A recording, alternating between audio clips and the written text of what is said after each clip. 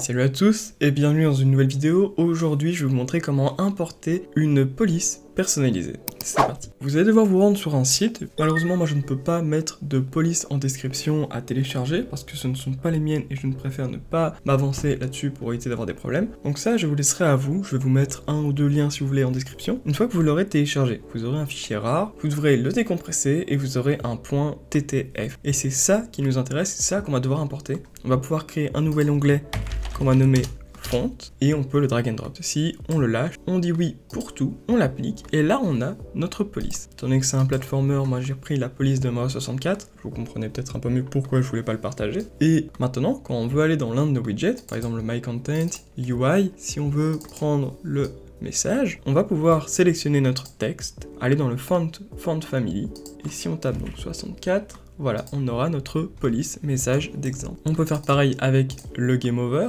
et il faut pas du tout sous-estimer les polices parce que ça change vraiment la DA d'un jeu. C'est assez bluffant je trouve. Voilà, comme ceci. Admettons que je fasse en sorte qu'on ait un game over pour le résultat final. Voilà, c'est pas plus compliqué que ça. On va quand même le faire pour notre HUD de base. Widget, HUD player, voilà les textes ici. Roboto passant Mario 64 font, hop.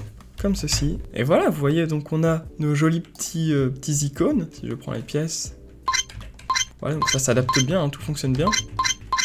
Hop, admettons que je prenne, voilà, press E for collect key, exactement la même chose. Ça fonctionne très bien. Alors, hop, comme ceci. Et si je veux maintenant mourir.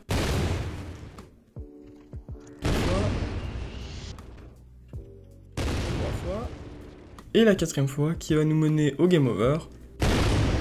Voilà, donc on a le ralenti, on a notre font custom et tout fonctionne bien.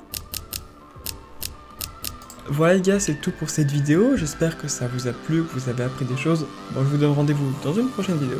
À la prochaine, ciao tout le monde.